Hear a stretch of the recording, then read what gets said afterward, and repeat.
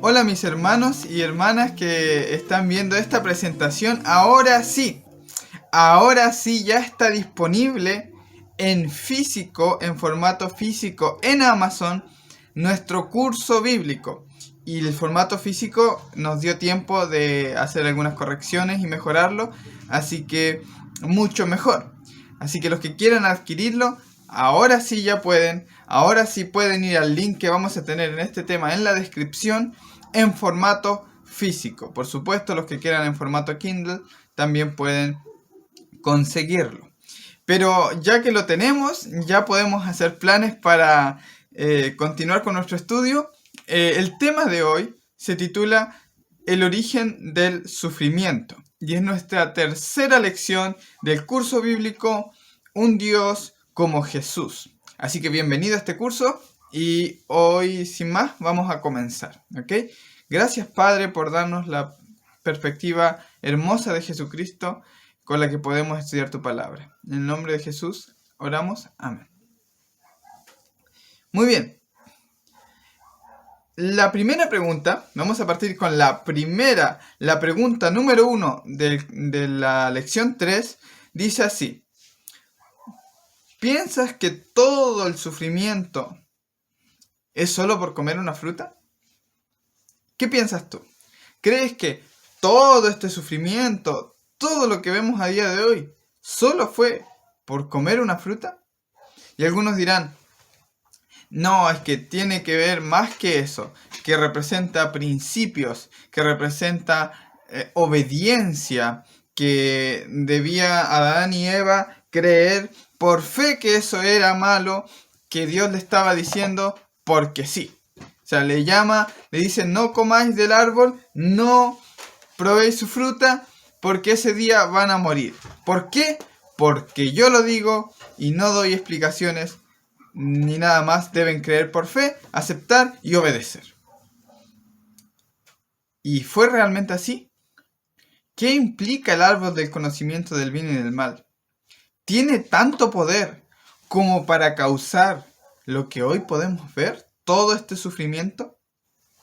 Para reflexionar en ello, vamos a revisar 2 de Corintios 11, del 3 al 4. Atención a lo que dice allí. Pero me temo que como la serpiente con su astucia engañó a Eva, vuestros sentidos sean de alguna manera extraviados de la sincera fidelidad a Cristo. Porque si viene alguno predicando a otro Jesús que el que hemos predicado, o si recibís otro espíritu que el que habéis recibido, o toleráis otro espíritu que habéis recibido, u otro evangelio del que habéis aceptado, bien lo toleráis. O sea, Pablo está diciendo que se teme que ellos, sus sentidos, hayan sido extraviados de la misma manera que la serpiente engañó a Eva y desvió sus sentidos de la sincera fidelidad a Cristo. Ustedes, los que van a ser instructores o van a guiar a las personas a seguir este estudio, pueden revisar la palabra griega de fidelidad a Cristo. La palabra aplica a un concepto de entereza, a un concepto donde hay un Cristo completamente puro, donde no tiene mancha o parte alguna en las tinieblas, donde es luz y no hay nada de tiniebla en él. Es decir, un Cristo sincero, uno que no te va a manipular, uno que no te va a mentir, que no te está engañando, que no está ejerciendo métodos para que tú de alguna forma le sirvas, pero contra tu voluntad. No te está manipulando. Un Jesús que te mira a los ojos y te dice que te ama, pero te ama de verdad. Por lo que la serpiente lo que hizo fue eso. ¿Se dan cuenta? Pablo no dice que la serpiente engañó a Eva para que comiese un fruto. Le engañó mostrándole un Jesús diferente. Le engañó dándole a conocer un espíritu diferente. Fíjense que cuando en la época del Mesías, cuando vino Cristo, esperaban a uno parecido más a Barrabás, a uno que los liberara tomando la espada y los liberara de los romanos. Cuando vino Jesús, lo rechazaron. ¿Por qué? Porque esperaban un Jesús diferente. Luego se va Jesús y los ángeles dicen que el mismo Jesús que se fue es el que volverá. Por lo que no ha cambiado. Jesucristo es el mismo ayer, hoy y por los siglos. Así que tenemos un Jesús entero, un Jesús que no cambia. También tenemos un espíritu del que se nos habló, que es gozo, paz, paciencia, benignidad, mansedumbre, fe, templanza. Es un espíritu apacible, manso, humilde. Ese espíritu es contrario al espíritu de destrucción. De hecho, existe otro espíritu que se manifiesta en destrucción a los que lo rechazan. Para que vayamos entendiendo cuál fue la idea que se introdujo en la mente de Eva. Y este espíritu, por ejemplo, es cuando Jesús va a Samaria y hace como que iba a ir a Jerusalén, porque iba luego a pasar por Jerusalén. Entonces quería hospedarse en Samaria y los samaritanos lo rechazan, le dicen que no se hospedará con ellos. O sea, rechazan a Jesús. Fíjense lo que implica eso. Los discípulos creen que la pena por rechazar a Jesús es que descienda fuego del cielo y los consuma.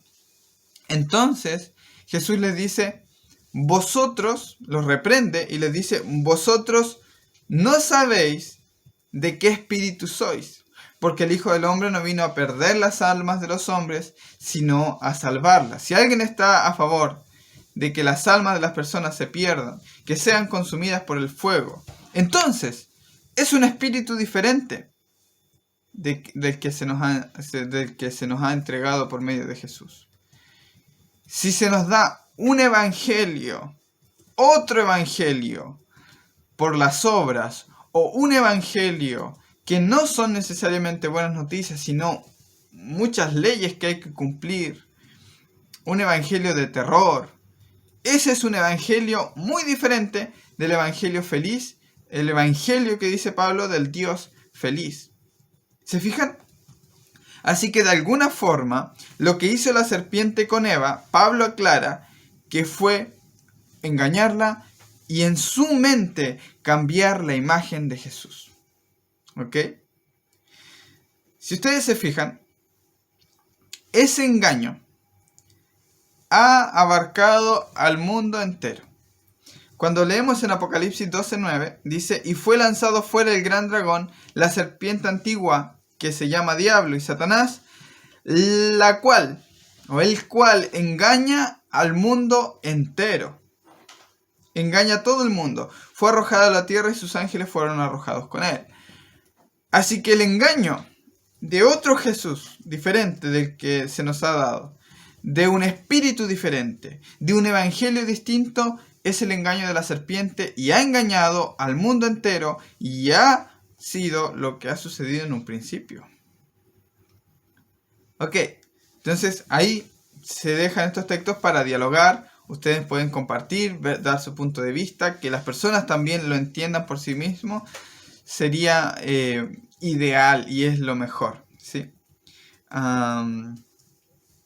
Entonces vamos a pensar, vamos a cuestionar y no tener miedo de ver a la luz del Nuevo Testamento, de las enseñanzas de los apóstoles y de Jesús, las ilustraciones que hay en el Antiguo Testamento. Muchas reales que tienen simbolismos y metáforas, pero todo cuadra y tiene sentido cuando llegamos a las explicaciones que da Jesús de eso. Bien, pregunta número 2. La pregunta número 2 de nuestro curso es, ¿crees que el engaño se trató de comer de un árbol o de la introducción de una filosofía u idea? ¿Ok? O filosofía o idea. ¿Crees que se trató solo de comer de un árbol?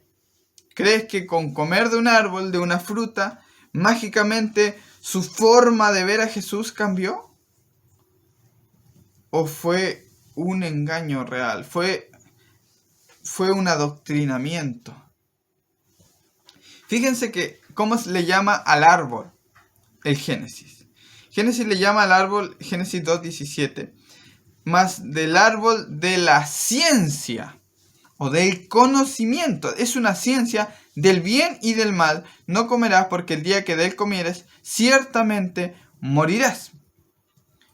Y Génesis 3, del 1 al 7 nos dice, pero la serpiente era astuta. ¿Okay? No nos dice que Satanás, que tomó a la serpiente, era astuto, sino que la serpiente era astuta. Comencemos a mirar los símbolos y lo que nos está diciendo, porque lo que nos habla es de la serpiente, y la serpiente estaba creada en el Edén. Más que todos los animales del campo que Jehová Dios había hecho, el cual dijo a la mujer, con que Dios os ha dicho que no comáis de todo árbol del huerto. Y la mujer respondió a la serpiente, del fruto de los árboles del huerto podemos comer, pero del árbol que está en medio del huerto, dijo Dios, no comeréis de él, ni le tocaréis, para que no muráis. Entonces la serpiente dijo a la mujer, no moriréis, sino que sabe Dios que el día que de él comáis, serán abiertos vuestros ojos o vuestros sentidos. Y el árbol era codiciable, vio la mujer que el árbol era bueno para comer y era agradable a los ojos y codiciable para alcanzar ¿qué? Alcanzar sabiduría. Y tomó de su fruto y comió y dio también a su marido, el cual comió así como ella. Entonces fueron abiertos los ojos de ambos y conocieron que estaban desnudos. Entonces cosieron hojas de higuera y se hicieron delantales. Muy bien. De alguna forma, esto trajo cambios radicales a la hora de que comen, sus sentidos despiertan y se dan cuenta de algo. O sea, es una ciencia que los hace percibir algo. Y lo que los hace percibir es que están desnudos y las consecuencias se ven más adelante. Por lo que el fruto en esencia no tenemos que darle tanta vuelta, que detrás simboliza la desobediencia, que todo se quebró porque desobedecieron a Dios, no es tanto la fruta. No. El árbol de la ciencia del bien y del mal introdujo al mundo la ciencia del bien y del mal. Y eso es lo que trajo las consecuencias. Sin embargo, pueden compartir esto, expresar sus ideas, dejar que las personas también lo reflexionen, lo piensen, lo lean y lo analicen. Bien, pregunta número 3. ¿Cuáles fueron los primeros resultados del engaño? Y aquí es donde las cosas empiezan a aclararse. Fíjense que Génesis 3, del 8 al 13 dice, y oyeron la voz de Jehová Dios que se paseaba en el huerto, al aire del día. Y el hombre y su mujer se escondieron de la presencia de Jehová Dios entre los árboles del huerto. Mas Jehová Dios llamó al hombre y le dijo, ¿dónde estás tú? Y él respondió, oí tu voz en el huerto, tuve miedo porque estaba desnudo y me escondí. Y Dios le dijo, ¿quién te enseñó que estabas desnudo? Presten atención a que alguien le ha enseñado. Alguien le ha supuestamente abierto los ojos. Cuando Jesús viene a este mundo, viene para que los que ven no vean o sean cegados y los que están ciegos puedan ver. Alguien les ha abierto los ojos y le dice, ¿has comido del árbol que yo te mandé que no comieses? Y el hombre respondió, la mujer que me diste por compañera me dio del árbol, yo comí. Entonces Jehová Dios dijo a la mujer, ¿qué es lo que has hecho? Y dijo la mujer, la serpiente me engañó y comí. Cuando vamos a Pablo, vemos que Pablo nos dice que Eva fue engañada y no dice que comió, sino que Eva fue engañada y sus sentidos fueron desviados de la sincera fidelidad a Cristo. Esto empieza a tener más sentido. ¿Por qué? Porque Dios le pregunta, ¿quién te enseñó? También vemos resultados que no son normales. O sea, se ha introducido una filosofía, un conocimiento diferente. Y ya vamos a ver por qué. El árbol del bien y del mal, primero lo explicaré de esta forma. Tiene varios aspectos que introduce y lo analizaremos más adelante. Es recompensa y castigo. Si te portas bien, tienes tu recompensa. Y si te portas mal, tienes tu castigo. Entonces, recompensa y castigo. El bien y el mal está implicado allí. ¿Y esto qué genera? Egoísmo o interés egoísta por la recompensa. O también egoísmo, pero miedo al castigo, pero también está motivado por el egoísmo, por el orgullo, etc. Así que tenemos estos factores, miedo e interés. Ambos son motivos egoístas. Por lo que ahora, ¿qué es lo que sucede? El hombre se esconde. Fíjense que los primeros resultados del engaño fue que el hombre se esconde y se aparta de Dios. Se aleja de Dios. Dios no ha cambiado. La imagen de ellos acerca de Dios ha cambiado. Dios los sigue buscando. Dios va donde ellos. El hombre dice que tuve miedo. Tuve miedo. Ahora el hombre tiene miedo de mostrarse a Dios tal como es. Cuando en un matrimonio ambos están desnudos y no se avergüenzan, no tiene solo ese significado. También simboliza que ambos pueden conocerse profundamente, pueden saber cómo es el otro y enteramente verlo y aceptarlo de todas formas. Por lo que ninguno de los dos se avergüenza. ¿Qué ha pasado? Que ahora sienten que Dios no los está aceptando porque se ha introducido una filosofía de obras. No soy lo suficiente para Dios. Son las inseguridades que la serpiente ha plantado al decirle que ellos serán como Dios si hacen algo. Tienes que hacer algo para alcanzar algo. Introduce las obras cuando Dios y su método de gracia no ha cambiado en nada. Ha cambiado su imagen de Dios, por eso se esconden y Dios toma la iniciativa de buscar al pecador. ¿Qué más sucede? Vemos que el hombre comienza a buscar chivos expiatorios. Y aquí comienza todo un asunto para tranquilizar su conciencia. De hecho, por milenios el hombre ha hecho sacrificios de animales, humanos, ofrendas para tranquilizar su propia conciencia atormentada. Dios en la Biblia dice que no necesita nada de eso, pero el hombre lo necesita. El hombre necesita esos sacrificios para tranquilizar su mente y su conciencia. Así que tenemos ahora al hombre buscando un culpable. La mujer que tú me diste. Y la mujer, la serpiente, siempre echando la culpa a Satanás, ¿no?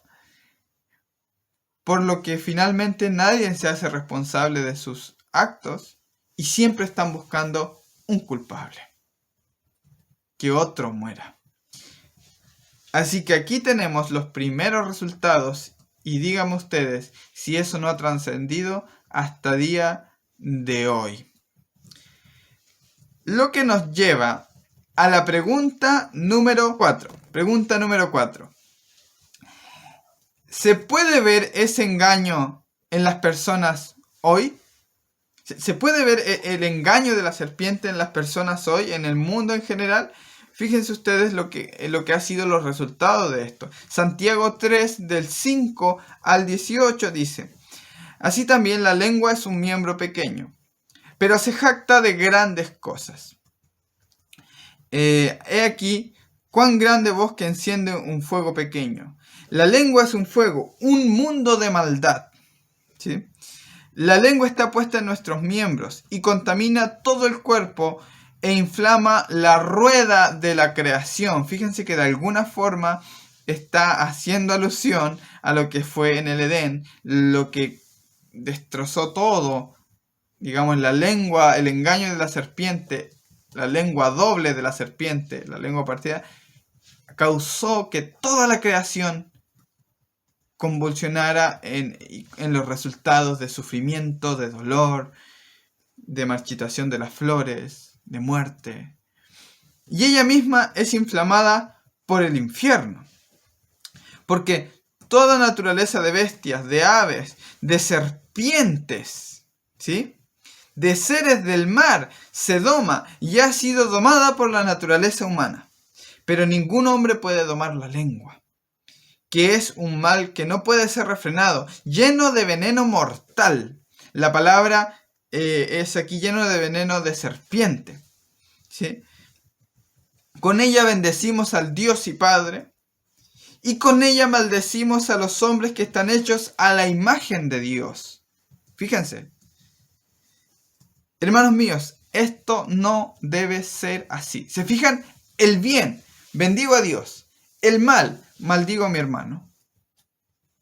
Está la dualidad, está la bipolaridad, donde ya no tenemos un Jesús entero en la mente, sino un Jesús que busca salvar, pero también condenar. Quiere salvar a unos, pero hace descender fuego para quemar a otros. Pero Jesús le aclara a sus discípulos que el Espíritu, ese es otro, y que Él vino solo a salvar a los hombres y no a perder las almas de los hombres.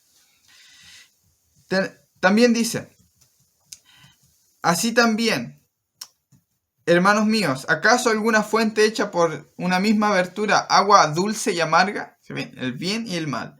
Hermanos míos, ¿puede acaso la higuera producir aceitunas o la vid higos? Así también ninguna fuente puede dar agua salada y dulce. Fíjense la dualidad allí.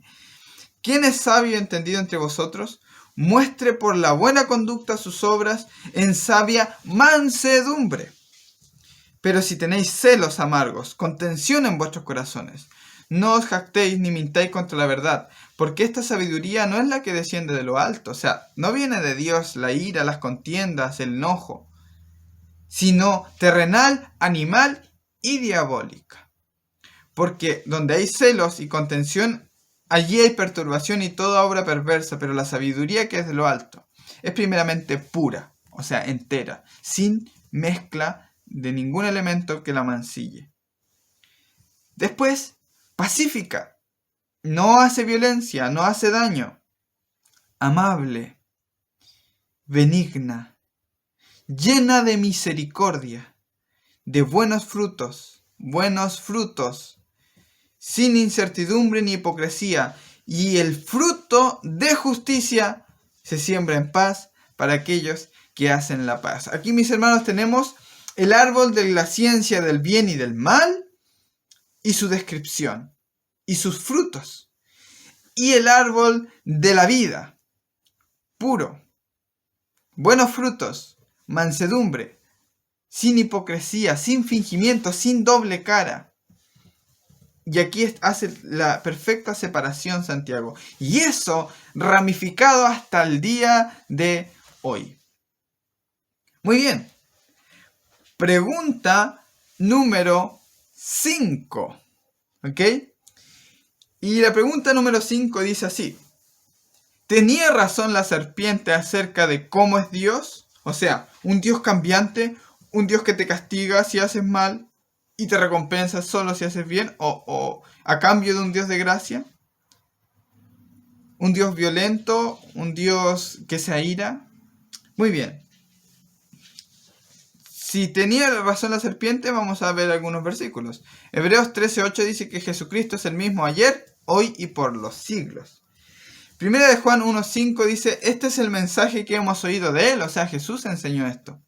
Y os anunciamos, Dios es luz y no hay ninguna tinieblas en él. Entonces, tenemos por un lado la ciencia terrenal, animal, diabólica del árbol del conocimiento del bien y del mal, y la ciencia, la sabiduría de lo alto, el fruto del árbol de la vida. La vida eterna es conocer a Cristo, ¿no? Malaquías 3:6, porque yo Jehová no cambio, por esto hijo de Jacob, y no dice por esto habéis sido consumidos, sino dice por esto no habéis sido consumidos.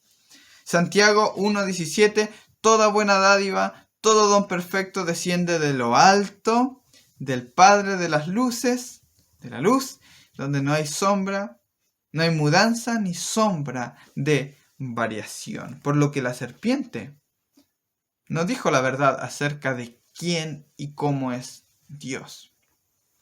Muy bien. Pregunta número 6. ¿Cuál es el papel del pecador al ser buscado? Y tenemos un texto en Lucas 15, del 4 al 5, dice: ¿Qué hombre de vosotros, teniendo 100 ovejas, si se pierde una de ellas, no deja las 99 en el desierto y va tras la que se perdió hasta encontrarla? Y cuando la encuentra, la pone sobre sus hombros gozoso y la lleva de vuelta. Muy bien. Usted puede hacerle la pregunta con quien está estudiando y decirle: ¿quién es el pecador en la historia? ¿Y quién es Dios en la historia? Y la pregunta es: ¿cuál fue el papel del pecador y cuál fue el papel de Dios? ¿Quién hizo más? Y la pregunta es: ¿qué hizo el pecador para ser salvado en esta historia?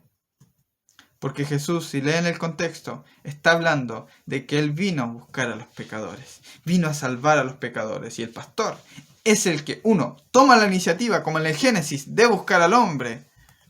2, Él se encarga de salvarlo. Y 3, Él se encarga de llevarlo seguro de vuelta. Muy bien. Pregunta número 7. Piensa. ¿Cuántos escogimos ser condenados por Adán? ¿Y cuántos elegimos ser perdonados por Jesús? Entonces, cuando Adán pecó, todos pecamos en él y fuimos condenados. Pero, ¿tú elegiste eso? ¿A ti te preguntaron?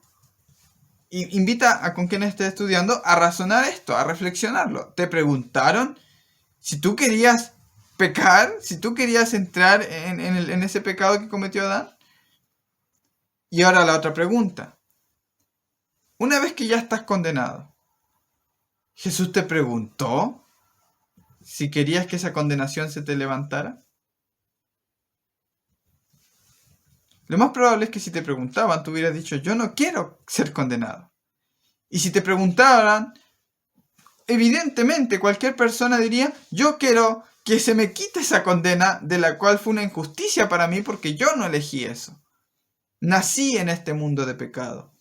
Cuando tú lees Romanos 5:18, dice: así como por la transgresión de uno vino la condenación a todos los hombres, de la misma manera, por la justicia de uno, o sea, haciendo justicia a la injusticia que había sido condenar a todos los hombres por culpa de uno. Vino a todos los hombres la justificación de vida. O sea, nadie queda exento. Todos son condenados por Adán. Y a nadie se le pregunta si quiere ser condenado.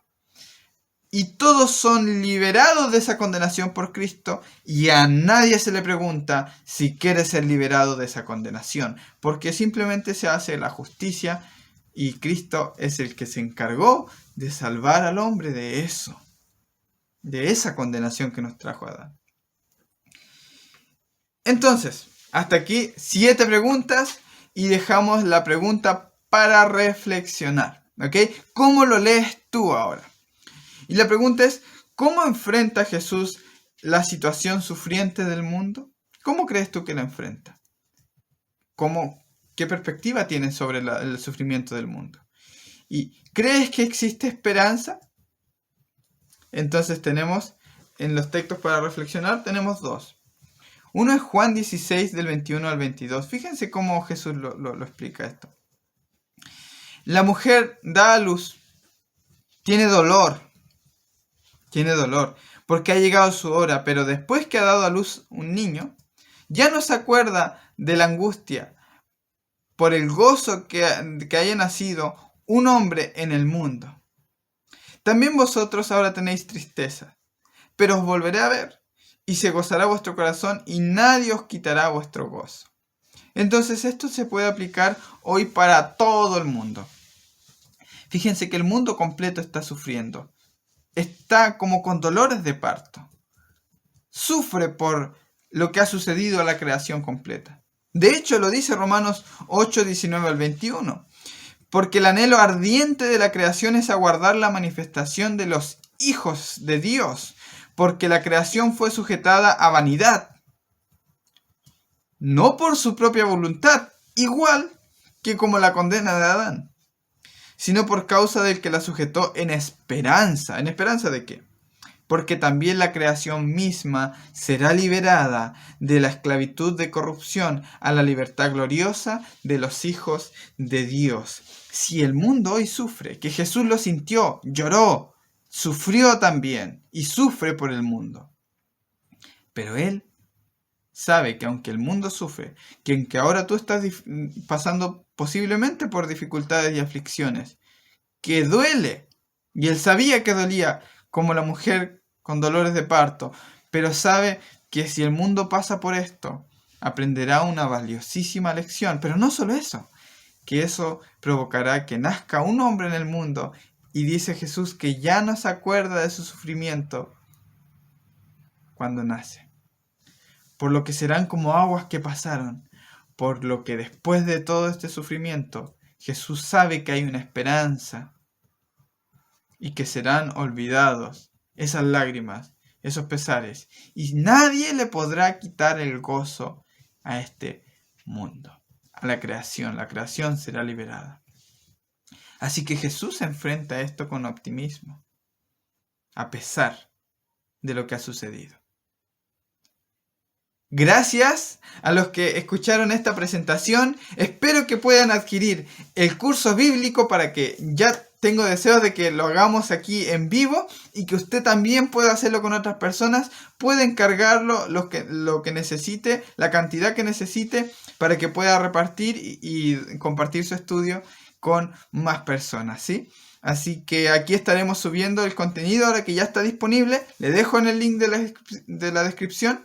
Y al final dejamos los videos complementarios a este estudio si usted se interesa por profundizar y ahondar más.